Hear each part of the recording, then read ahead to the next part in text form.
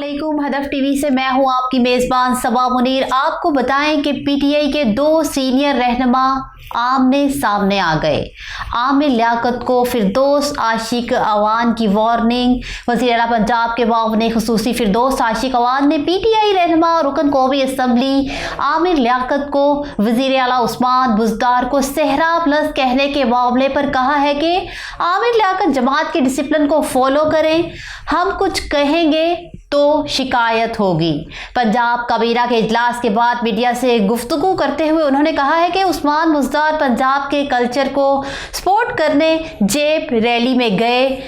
उम्मत की रिपोर्ट के मुताबिक सियाहत को फ़रोग़ पंजाब हुकूमत की तरजीह है। वाज़ेह रहे कि पीटीआई रुकन कौमी असम्बली आमिर लियाकत ने हफीज़ शेख को वोट देने से इनकार कर दिया। मीडिया रिपोर्ट्स के मुताबिक पीटीआई के रुकन कौमी असम्बली आमिर लियाकत ने कहा है कि सेनेट इलेक्शन में हफीज शेख को वोट नहीं दूंगा।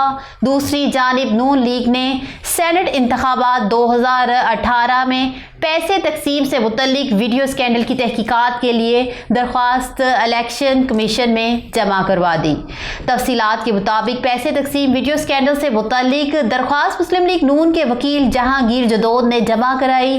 दरख्वास्त में पीटीआई चेयरमैन इमरान खान, साबिक वज़ीर आला परवेज़ खटक और साबिक स्पीकर खैबर पख्तूनख्वा असम्बली को फरीक बनाया गया है। वीडियो स्कैंडल केस में डीजीएफआई पैमरा को भी फरीक बनाया गया है। दरख्वास्त में कहा गया है कि आइन के तहत इलेक्शन कमीशन इंतखाबात को शफाफ आज़ादाना बनाने का जिम्मेदार है। दरख्वास्त में कहा गया है कि इलेक्शन कमीशन को इख्तियार है कि वो किसी भी एजेंसी से तहकीकात करवा सकता है। दरख्वास्त में कहा गया है कि पीटीआई के एमपीएज जिन अफराद पर पैसे लेने का इल्ज़ाम लगा रहे हैं वो केस की तहकीकात नहीं कर सकते।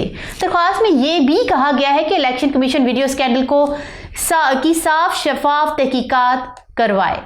हदफ से फिलवक्त इतना ही। मुझे दीजिए इजाज़त। अल्लाह हाफिज़।